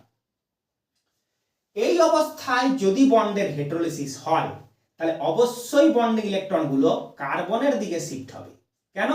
মেটাল ইজ ইলেকট্রোপজিটিভ, সেই হিসাবে carbon is more electronegative than metal. এতে কি হবে, কার্বন একটা নেগেটিভ চার্জ পেয়ে যাবে এন্ড মেটাল পজিটিভ চার্জ পাবে, পজিটিভ আয়ন ফর্ম করবে। এই যে নেগেটিভলি চার্জড কার্বন যদি কোনো অর্গানিক কম্পাউন্ডে থাকে, তখন সেটাকে আমরা বলি কার্বন আয়ন।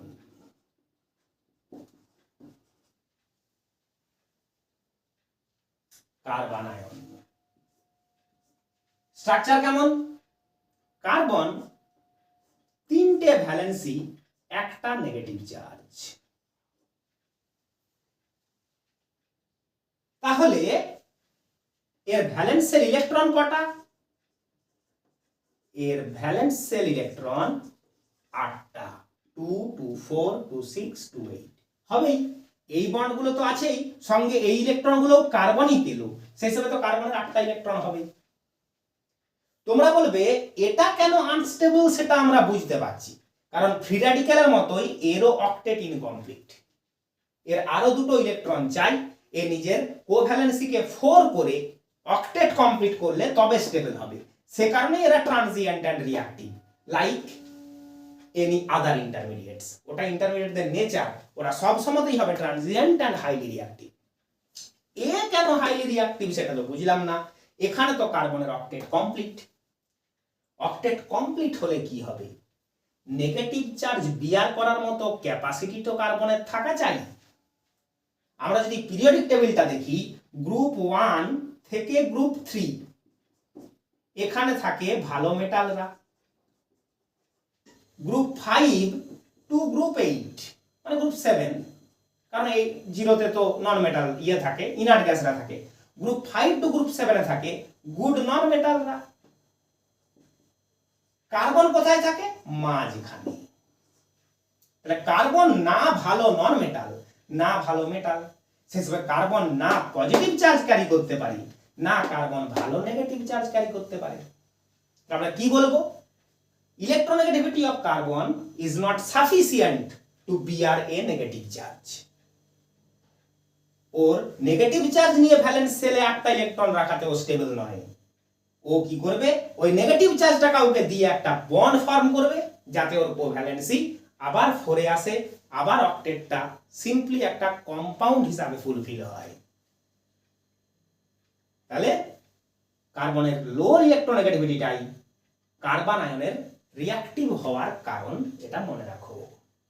তারপর আরো দুটো ইন্টারমিডিয়েট কিন্তু পেয়ে গেলাম, কার্বোক্যাটায়ন এন্ড কার্বন আয়ন। ওগুলো সবই হেটেরোলিসিসে প্রোডিউস হয়। এইবারে আরেকটা কেস আমরা দেখি, ক্লাস অনেক লেন্দি হতে চলেছে।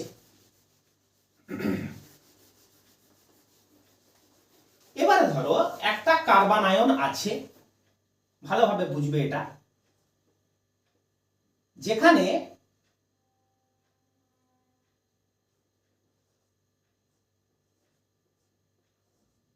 কার্বন একটা নেগেটিভ চার্জ ক্যারি করছে।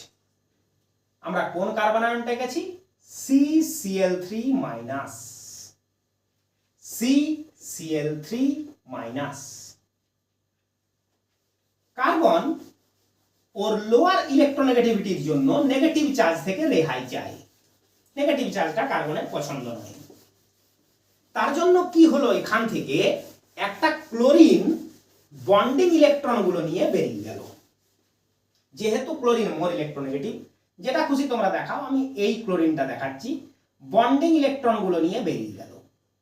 মানে এখানে একটা CCl বন্ডের আবার হেটেরোলিসিস হলো। তাহলে কি বেরিয়ে গেল? Cl minus. কি পড়ে রইল সেটি ভালো করে খেয়াল করো। C, তার রয়েছে এখনো দুটো Cl আর একটা লোন পেয়ার। জিনিসটা বোঝো, এটা লোন পেয়ার কেন রইল সেটা বোঝো। এই যে এ মাইনাস কিভাবে হয়েছিল দেখে নি, এ মাইনাস কিভাবে হয়েছিল দেখে নি। ধরে নাও আর কি এখানে একটা মেটাল ছিল, বা ধরো এখানে একটা হাইড্রোজেন ছিল। কোনো কারণে সেই বন্ডটার হেটেরোলিসিস হয়েছিল। বিষয়টা বোঝো। তাহলে যদি হেটেরোলিসিস হয়েছিল, কার্বন কটা ইলেকট্রন বাড়তি পেয়েছিল? একটাই বাড়তি পেয়েছিল। কার? হাইড্রোজেনের। সে কারণেই দেখো কার্বন ইলেকট্রনটা এখনো লেখাই আছে, হাইড্রোজেন ইলেকট্রনটা বাড়তি পেয়ে সে মাইনাস হয়েছিল। এই ছিল আমাদের স্টার্টিং কার্বন আয়নটা। এখন যদি ক্লোরিন বেরিয়ে যাচ্ছে, সে নিজের ইলেকট্রনটার সঙ্গে সঙ্গে কার্বনের বাড়তি ইলেকট্রন একটা নিয়ে যাচ্ছে। তাহলে যে কোথাও থেকে একটা বাড়তি ইলেকট্রন পেয়ে মাইনাস হয়েছিল, সে যদি সেই নিজের একটা ইলেকট্রনকে ছেড়ে দেয়, তাহলে তো সে এবারে আনচার্জড হয়ে গেল। এখানে মিলিয়ে নাও, দুটো ইলেকট্রন, দুটো 4টে ইলেকট্রন আর দুটো 6টা ইলেকট্রন। 2 2 4 2 6, 6টা ইলেকট্রন নিয়ে তো কেউ নেগেটিভলি চার্জ হতে পারে না। এই যে neutral bivalent lone pair containing একটা স্পিসিস তৈরি হলো, এইটাকে আমরা বলছি কার্বিন।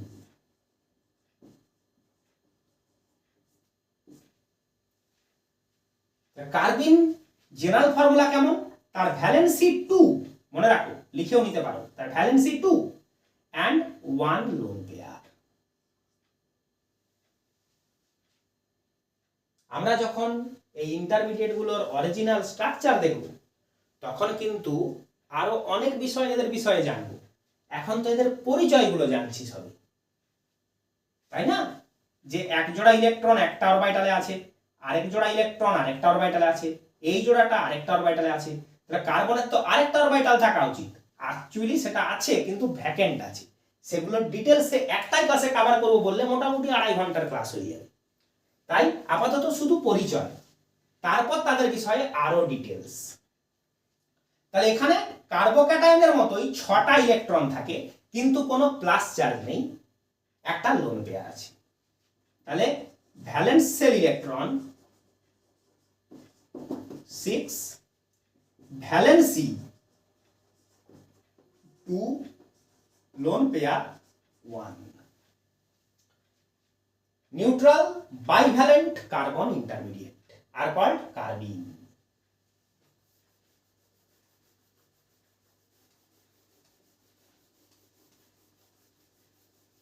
ডায়াজোমিথেন নামে একটা কম্পাউন্ডকে আমরা ধীরে সুস্থে চিনব। এটাকে আমরা বলি ডায়াজোমিথেন, CH2N2। পরে দেখব এটা ডাইঅ্যাজো গ্রুপ, এটাকে আমরা বলবো ডাইঅ্যাজো গ্রুপ। এই গ্রুপটা এখানে আছে বলে এর নাম ডায়াজোমিথেন।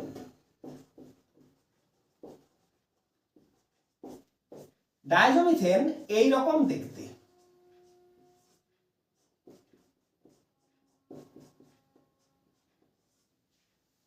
CH2 minus N triple bond N plus. তোমাদের বোঝার সুবিধার জন্য এই দুটো H কে আমি আলাদা ভাবেই দেখিয়ে দিলাম। CH2 minus N2 plus. Electronegative element plus হয়ে থাকা তার পক্ষে খুব একটা সুখের নয়। ইলেকট্রোনেগেটিভ এলিমেন্টরা ইলেকট্রন পেয়ে থাকতে মানে নেগেটিভলি চার্জড হয়ে থাকতে পছন্দ করে, যে কারণে এই বন্ডটার যদি হেড্রোলিসিস হয়, নাইট্রোজেন যদি তার প্লাস চার্জ থেকে রেহাই চায়, তাহলেও দেখো আর একটা কার্বিনই প্রডিউসড হলো। and stable N2 molecule nitrogen gas হিসাবে বেরিয়ে গেল। এটা কিছুই নয়, নাইট্রোজেন গ্যাস N2। ডায়াজোমিথেন থেকেও আমরা কার্বিন প্রডিউস হতে দেখব। বেশ কিছু কার্বিনের রিঅ্যাকশন আমরা দেখব, কার্বিন প্রোডাকশনের সোর্স দেখব। আমি শুধু একবার ডায়াজোমিথেনকে তোমাদের মাথার ভেতর ভরে দিলাম, স্ট্রাকচারটা একটু মনে রাখার চেষ্টা করো। CH2 মাইনাস N2 প্লাস, এইটুকু আপাতত তোমাদের মনে থাকলেই হবে।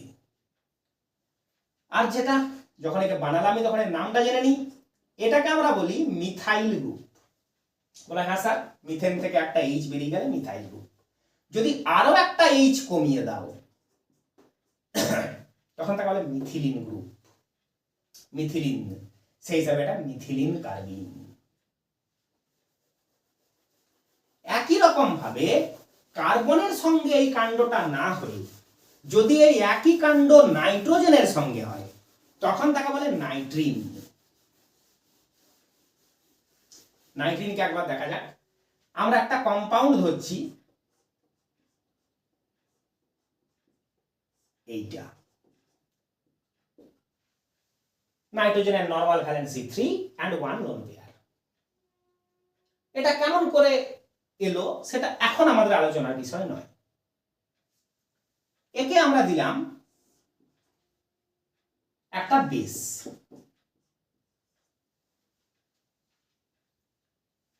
একে নাইট্রোজেন ইলেকট্রোনেগেটিভ এলিমেন্ট ইলেকট্রন টানছে, সঙ্গে আবার ব্রোমিন ইলেকট্রোনেগেটিভ এলিমেন্ট সেও টানছে, যে কারণে এই হাইড্রোজেনে ইলেকট্রনের পার্সিয়াল ডেফিসিয়েন্সি ক্রিয়েট হয়েছে। ওই ডেফিসিয়েন্সির জন্যই OH মাইনাস ওই ডেফিসিয়েন্সিতে করছে অ্যাটাক। এই বন্ডটা যে ইলেকট্রন চাইছিল তার দিকে হলো ব্রেক। বুঝতেই পারছো, আমি বুঝতে পারছি ভালোই যে আমি মেকানিজমে চলে যাচ্ছি। আসলে একটুখানি মেকানিজমে না গেলে না ইন্টারমিডিয়েটকে আমি বানাতে পারবো না। আসলে নিয়ম হচ্ছে ইন্টারমিডিয়েট জেনে তারপর মেকানিজমে যাওয়া, কিন্তু আবার ইন্টারমিডিয়েটের প্রিপারেশনের ভেতরেও মেকানিজমই ঢুকে আছে। তাই একটু সহ্য করো। বিশেষ কিছু বুঝতে না পারলে অসুবিধা নেই, যা তৈরি হলো তাকে খেয়াল করে রাখাটা এখন তোমাদের কাজ। তাহলে কি রেজাল্ট হলো? এন এর লোন পেয়ারটা তো আছেই, এনএইচ বন্ডের ইলেকট্রন গুলো নাইট্রোজেন পেল।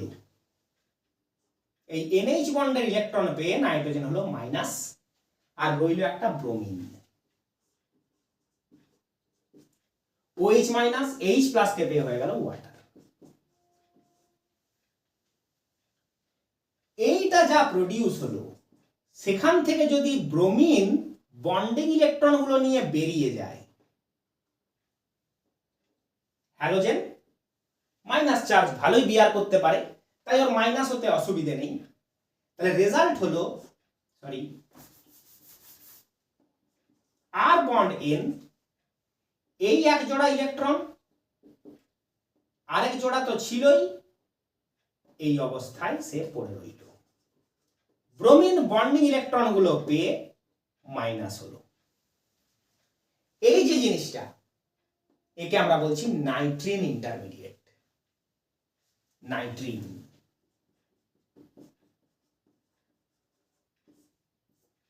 নাইট্রিন ইন্টারমিডিয়েট। এটাও হলো আরেকটি রিঅ্যাকশন ইন্টারমিডিয়েট। আর বেশিক্ষণের ব্যাপার নেই, একটু সময়ের ধৈর্য আর আমাদের প্রয়োজন। আমাদের আর একটা ইন্টারমিডিয়েটই কভার করা বাকি, যেটার নাম বেনজাইন।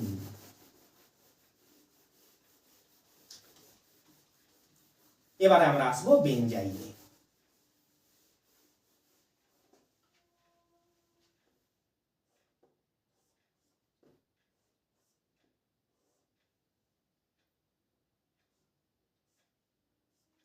এটি বেনজিন, আমরা সবাই জানি।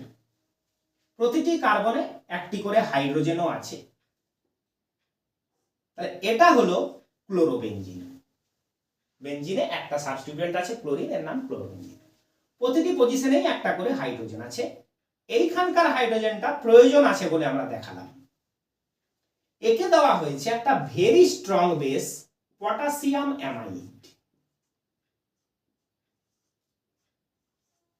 বা সোডিয়াম অ্যামাইডও দিতে পারি, NaNH2। নাইট্রোজেনের ইলেকট্রোনেগেটিভিটি অক্সিজেনের থেকে লো, তাই অক্সিজেন যতটা নেগেটিভ চার্জ বিয়ার করতে পারে, নাইট্রোজেন ততটা পারে না। সেই কারণে অক্সিজেনের থেকে নাইট্রোজেনের ইলেকট্রন ডোনেটিং পাওয়ারটা বেশি, কারণ ইলেকট্রোনেগেটিভিটিটা কম হওয়ায় মাইনাস চার্জটাকে রাখতে পারে না ভালো, তাই ডোনেট করে দেয় ভালো। সেই হিসাবে OH মাইনাসের থেকে NH2 মাইনাস, এর নাম হাইড্রোক্সাইড, এর নাম amide. Amide is stronger base than hydroxide. তো সেই একটা স্ট্রঙ্গার বেস আমরা সোডিয়াম অ্যামাইড বা পটাশিয়াম অ্যামাইড নিয়েছি। এখানে কি চলছে? ক্লোরিনের electron attraction through the bond. Chlorine electron টানছে, কারণ ক্লোরিন মোর ইলেকট্রোনেগেটিভ, তাই হাইড্রোজেনে পার্সিয়ালি ইলেকট্রন ডেফিসিট। সেই ডেফিসিটটা দেখে NH2 মাইনাস করলো অ্যাটাক,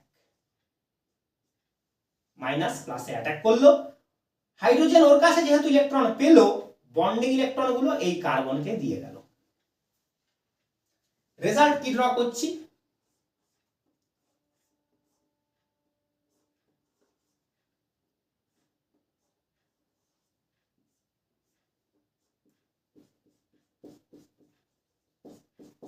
মিলিয়ে নাও রেজাল্টটা।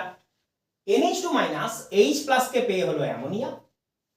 এই কার্বন CH বন্ডের ইলেকট্রন গুলো পেয়ে হলো মাইনাস। নেক্সট স্টেপে এই নেগেটিভ চার্জ এখানে একটা নিউ বন্ড ক্রিয়েট করলো, ক্লোরিন নেগেটিভ চার্জ নিয়ে বেরিয়ে গেল, কারণ কার্বন মাইনাস হওয়ার থেকে ইলেকট্রোনেগেটিভ ক্লোরিন মাইনাস হওয়া ভালো।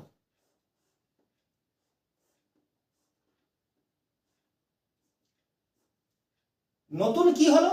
এখানে আরেকটা বন্ড ক্রিয়েট হলো। এই যে জিনিসটি তৈরি হলো, একে আমরা বলি বেনজাইন। আমরা জানি আইন কোথাও থাকা মানে সেখানে ট্রিপল বন্ড প্রেজেন্ট থাকা।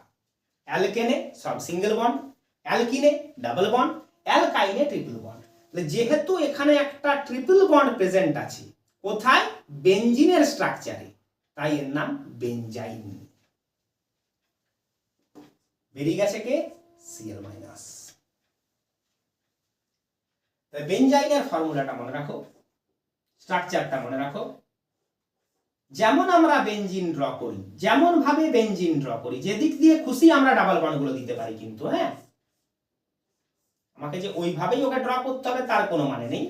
যে কোনো একটা জায়গায় ট্রিপল বন্ড বানিয়ে দাও, তুমি এখানে করতে পারো, তুমি এখানে করতে পারো, এরকম যে কোনো একটা জায়গায় যদি তুমি ট্রিপল বন্ড দিয়ে দাও তখন তার নাম বেঞ্জাইন।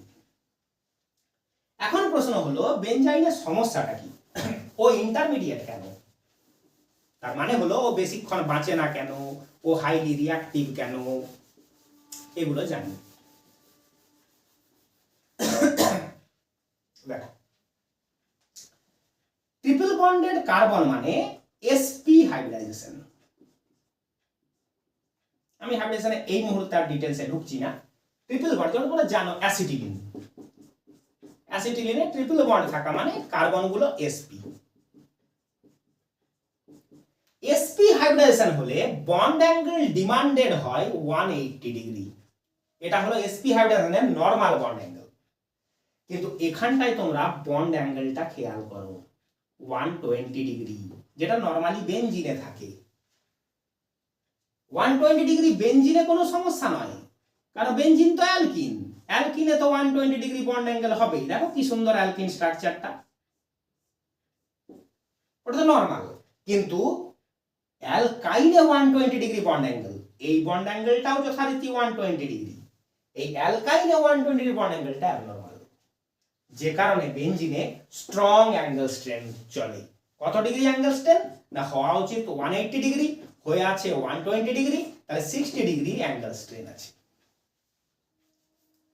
এই অ্যাঙ্গেল স্ট্রেন থেকে রেহাই পাওয়ার জন্য ও কি করে, পাই বন্ড, এই যে ট্রিপল বন্ডের একটা বন্ড থেকেও মুক্তি চায়, মানে আবার বেনজিনে ফেরত আসতে চায়, যাতে বন্ড অ্যাঙ্গেলগুলো নরমাল হয় ও স্টেবল হতে পারে।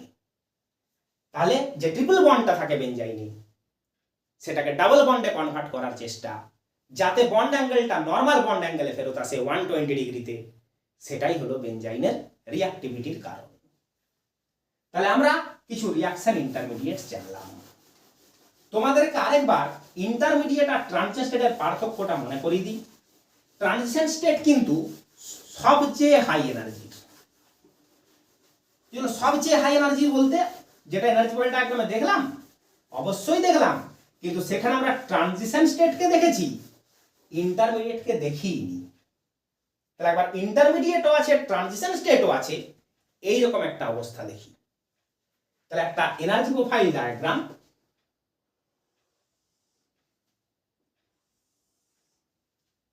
শিখে গেছি এইদিকে এনার্জি প্লট করা থাকে, এটা হলো রিঅ্যাকশন কোঅর্ডিনেট, যেটা আমরা প্লট করি প্রোগ্রেস অফ রিঅ্যাকশন। কোন রিঅ্যাকশনের জন্য এরকম একটা প্লট ড্র করলে সেটাকে আমরা সেই রিঅ্যাকশনের এনার্জি প্রোফাইল ডায়াগ্রাম বলি। তাহলে এই ছিল আমার সাবস্ট্রেট, ধরে নিচ্ছি এন্ডোথার্মিক এক্সোথার্মিক যেমনটা তোমরা বলবে, ধরে নিচ্ছি এক্সোথার্মিক, কারণ অলরেডি অনেকটা উপরে তো চলে এসেছি। এটা প্রোডাক্টদের অ্যাভারেজ এনার্জি, এটা রিঅ্যাক্ট্যান্টসদের অ্যাভারেজ এনার্জি, এটা প্রোডাক্টসদের অ্যাভারেজ এনার্জি।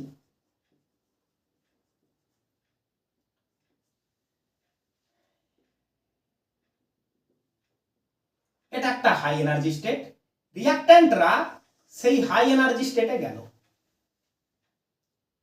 তো এটা একটা ট্রানজিশন স্টেট। আমি একটা প্র্যাকটিক্যাল এক্সাম্পল করে তার দিকে এখানে বসাবো। সেখান থেকে সে কিছুটা স্টেবল একটা স্টেটে এলো, এটা আরেকটা স্টেট, সেটা থেকে সে আবার একটা হাই এনার্জি স্টেটে গেল, তারপরে প্রোডাক্টের দিকে চলে এলো। শুধু জিনিসটাকে খেয়াল করো, আমি কে কোন জিনিসটা একবার মার্ক করে দিই। এটা ট্রানজিশন স্টেট 1, এটা ট্রানজিশন স্টেট 2, এটা ইন্টারমিডিয়েট। ইন্টারমিডিয়েটের ডেফিনেশনটা একটু আগে যখন আমরা বোর্ডে লিখেছিলাম তখন থেকে লেখা ছিল in a multi step reaction, কথাটা তোমাদের নিশ্চয়ই খেয়াল আছে। এবার জিনিসটা আমরা বুঝি। একটা এক্সাম্পল দিয়ে বুঝি। ওই রিয়াকশনটাই AB প্লাস সি, এই রিয়াকশনটা আমি করতে চাইছি। কি হলো, এখান দিয়ে ভালো বোঝানো সম্ভব হবে না, একটা প্র্যাকটিক্যাল এক্সাম্পল নিই। ধরো আর দিয়ে ভালো বোঝানো যাবে, R3CCl, R3CCl তাকে দিয়েছি আমরা OH মাইনাস, প্রোডাক্ট হয়েছে R3COH and Cl মাইনাস। এখন কিছু বোঝা যাবে না, আমি বুঝিয়ে দিলে তোমার বিষয়টা পুরো বুঝতে পারবে। তাহলে শুরু করি আমরা রিঅ্যাকশনটা। R3CCl, তাহলে C, তার তিনটে R মানে অ্যালকাইল গ্রুপ আর একটা ক্লোরিন। কি হলো, ফার্স্ট স্টেপে এই CCl বন্ডটার হেটেরোলিসিস হলো, Cl এর দিকে মোর ইলেকট্রোনেগেটিভ এলিমেন্টের দিকে হেটেরোলিসিস হলো। তাহলে আমি কি করব, আমি একটি ট্রানজিশন স্টেট কল্পনা করব। অরিজিনাল জিওমেট্রিতে আমি যাচ্ছি না, সেগুলো আমাদের আরো পরে ডিসকাস করলেও চলবে। তাহলে বন্ডটা পার্সিয়াল, যেখানে ইলেকট্রন পুরোপুরি ক্লোরিনের দিকে শিফট হয়ে যায়নি, কিন্তু কিছুটা গেছে। তাহলে কার্বন কিছুটা লুজ করেছে, পার্সিয়ালি পজিটিভ, ক্লোরিন কিছুটা গেইন করেছে, পার্সিয়ালি নেগেটিভ। যদি পুরোই ভেঙে যায় তাহলে তো কমপ্লিট চার্জ চলে আসবে, কিন্তু পার্সিয়াল বন্ড, কিছুটা বন্ড রয়েই গেছে। তাই কার্বন কিছুটাই মোটে হারিয়েছে, কার্বন কিছুটাই মোটে পেয়েছে। ডেল রিপ্রেজেন্টস এ ফ্র্যাকশন, পার্সিয়াল। এইটা হলো একটা ট্রানজিশন স্টেট, এটা একটা হাই এনার্জি স্টেট। তারপর যেটা চাইছিলাম সেটা পুরোপুরি হয়ে গেল, মানে এবার এখান থেকে দেখে সোজা প্রোডাক্ট করব যে কার্বন থেকে ক্লোরিন পুরোপুরি বেরিয়ে গেল, কার্বন প্লাস হয়ে গেল, Cl মাইনাস হয়ে গেল। এইটা একটা আমাদের ইন্টারমিডিয়েট। ইন্টারমিডিয়েট আচ্ছা লিখি পুরোটাই। কেমন ইন্টারমিডিয়েট না, কার্বোক্যাটায়ন ইন্টারমিডিয়েট। তাহলে এইখানে এই লেভেলটা এই ইন্টারমিডিয়েটটার লেভেল, সেটা ডেফিনেশনটাতেও বলা ছিল ট্রানজিশন স্টেটের থেকে ইন্টারমিডিয়েট এনার্জি লো, ট্রানজিশন স্টেটের থেকে ইন্টারমিডিয়েট স্টেবল। তা বলে কিন্তু সে রিঅ্যাক্ট্যান্ট বা প্রোডাক্টদের মতো স্টেবল অবশ্যই নয়। তাই দেখো রিঅ্যাক্ট্যান্টই বলো প্রোডাক্টই বলো, তাদের থেকে কিন্তু অনেক হাই এনার্জিতে আছে। কম্পাউন্ডের থেকে ট্রানজিশন স্টেট অ্যান্ড ইন্টারমিডিয়েট দুটোই হাই এনার্জির হতে বাধ্য। সবচেয়ে হাই এনার্জির হবে ট্রানজিশন স্টেট, তার চেয়ে একটু লো এনার্জির হবে ইন্টারমিডিয়েট। এই ইন্টারমিডিয়েট যে প্রডিউস হলো, আমরা এখানে চলে এসেছি, আমরা অলরেডি এতটা কভার করে ফেলেছি। এবার ইন্টারমিডিয়েটটাতে প্লাস চার্জ দেখি, রিএজেন্ট OH মাইনাস তার নেগেটিভ চার্জ দিয়ে করলো অ্যাটাক। অ্যারো তো সবসময় ইলেকট্রন যাওয়ার দিক বোঝায়, তাহলে যার বাড়তি ইলেকট্রন তার থেকে যার ইলেকট্রনের ঘাটতি তার দিকে যাচ্ছে অ্যারো। আবার একটা বন্ড ফরমেশন, তিনটে আর তো সি এর ছিলই, এই দেখো সি এর সঙ্গে এখন সম্পর্ক তৈরি করছে কে, OH মাইনাস। কিন্তু পুরোপুরি বন্ড মেক হয়নি, কিছুটা বন্ড মেকিং হয়ে গেছে। কিছুটা যেহেতু বন্ড মেকিং হয়ে গেছে, মাইনাস চার্জের কিছুটা বন্ড মেকিং এ কাজে লেগে গেছে, তাই কিছুটা মাইনাস চার্জ পড়ে আছে। আর কিছুটা বন্ড মেকিং হয়ে যাওয়ায় কার্বনের প্লাস চার্জও কিছুটা কমে গেছে, কমপ্লিট প্লাস নেই আর পার্সিয়াল প্লাস হয়ে গেছে। এইটা হলো সেই transition state 2। Transition state 2 transition state 1 এর থেকে লোয়ার এনার্জির, না তো রিঅ্যাকশন ডান দিকে এগোতেই চাইবে না, এটা এর উপরে যায় না, ওর থেকে ট্রানজিশন 2টা লোয়ারে থাকে। তারপর পুরোপুরি বন্ড ফরমেশনটা হয়ে গেল, সবার অক্টেট ডুপ্লেট নরমাল হয়ে গেল, আমি একটা নতুন কম্পাউন্ড পেলাম। ছিল অ্যালকাইল ক্লোরাইড, হলো একটা অ্যালকোহল। এই হলো আমাদের প্রোডাক্ট। এবার রিঅ্যাক্ট্যান্টের লেভেল প্রোডাক্টের লেভেল বুঝতে পারছো, সেটা এন্ডোথার্মিক এক্সোথার্মিকের উপর ডিপেন্ড করে একটু ওপর নিচ হবে, সেটা আমরা আগেই শিখে রেখেছি। তাহলে ইন্টারমিডিয়েট ফর্ম করতে গেলে মিনিমাম 2 স্টেপ রিয়াকশন হতে হবে। ফার্স্ট স্টেপে কেউ একজন একটা বন্ড ব্রেকিং হলো, সেকেন্ড স্টেপে একটা বন্ড মেকিং হলো। তাহলে এটা হলো একটা স্টেপের জন্য, এটা হলো আরেকটা স্টেপের জন্য। আর এটা আমরা বুঝলামও, যে কোনো বন্ড ব্রেকিং বা বন্ড মেকিং দুটোরই মাঝে আমাদের ট্রানজিশন স্টেট আসবে। ইন্টারমিডিয়েটকে এনার্জি প্রোফাইল ডায়াগ্রামে কোথায় রাখা হয় সেটা আমরা দেখলাম। আপাতত আজকের ডিসকাশনটা আমরা এখানে শেষ করব। তার আগে একবার আমরা লিস্ট করে নিই যে আমরা কোন কোন রিয়াকশন ইন্টারমিডিয়েট আজকে শিখেছি। এটা আমরা খুব তাড়াতাড়ির মধ্যেই করব। তাহলে ইন্টারমিডিয়েটের ক্লাসটা কিন্তু আজকে তার মানে শেষ হলো না। তাদের স্ট্রাকচার কেমন, স্ট্রাকচারটা কোন কন্ডিশনে বদলাতে পারে ইত্যাদি আরো বেশ কিছু জিনিসের জন্য আমাদেরকে এর চেয়ে বেশ কম সময়ে আরেকটা ক্লাস করতেই হবে। তাহলে ইন্টারমিডিয়েটস একটা ধরন শিখলাম, ফ্রি র্যাডিক্যাল। তারা কেমন দেখতে? তারা trivalent with one odd electron. আরেকটা ধরন দেখলাম কার্বোক্যাটায়ন। এরাও ট্রাইভ্যালেন্ট কন্টেনিং এ পজিটিভ চার্জ। আরেকটা ধরন দেখলাম কার্বন আয়ন, ট্রাইভ্যালেন্ট কন্টেনিং এ নেগেটিভ চার্জ। কার্বিন ফ্রি র্যাডিক্যালের মতো ইলেকট্রিক্যালি নিউট্রাল কিন্তু bivalent containing A lone pair. নাইট্রিন monovalent containing 2 lone pairs. And finally benzene, a benzene containing 1 triple bond. যখন আমরা reaction মেকানিজমে আসব, reaction গুলোতে মাঝখানে মানে বুঝতেই পারছো ইন্টারমিডিয়েট হিসাবে এদেরই কোনো না কোনোটাকে তৈরি হতে এবং তারপরে আবার ডিস্ট্রয় হতেও দেখব।